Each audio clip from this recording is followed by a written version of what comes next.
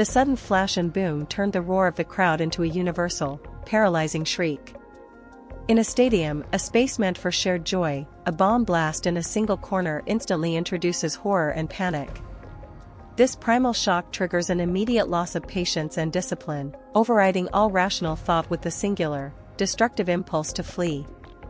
When thousands of people, driven by the belief that their life is in immediate, widespread danger, rush the same narrow exits, the danger shifts.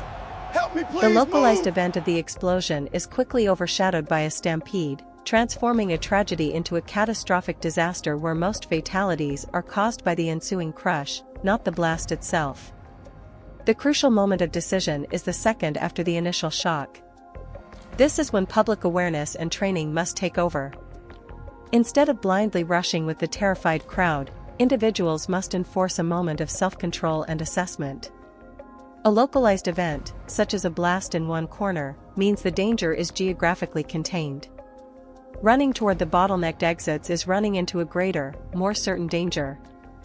The awareness needed is simple: the stampede is often more lethal than the hazard. Staying put, listening for instructions, and taking a moment to identify the true threat is the first and most critical act of saving your own life, and the lives of those around you. The power of collective discipline in a crisis is monumental. If a few calm voices and actions can stop the wave of panic, a massive secondary disaster can be averted.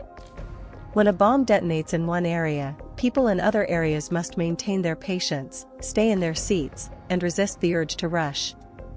By cooperating and moving with a slow, ordered pace when official instructions are given, the narrow exits can function as intended. This requires trust in the system and, more importantly, trust in each other's ability to remain calm. A tragedy can be minimized if the thousands of individuals act not as a desperate mob, but as an orderly community focused on survival. Consider the stark difference in outcomes. In one scenario, the entire stadium empties in minutes, but the process is chaotic, resulting in dozens crushed to death at the gates and stairwells, escalating the body count far beyond the initial attack. In the alternative scenario, people outside the immediate blast zone stay calm, remain patient, and wait for clear instruction. They evacuate section by section, with discipline, ensuring that exit points remain clear and everyone, including the elderly and injured, can move safely. This ordered process may take longer, but the number of lives saved from crushing injuries would be exponentially higher. This is the ultimate proof that patience and discipline save lives. Therefore, the message for public awareness is clear: in a major, sudden crisis, pausing is a prerequisite for survival. Your enemy is not just the hazard, but the loss of control it inspires in others. We must be trained to recognize that the most common cause of death in mass panic situations is the crush of the crowd, not the initial incident. By enforcing personal discipline, remaining patient, and moving with order during an evacuation, every individual becomes a force for life-saving stability.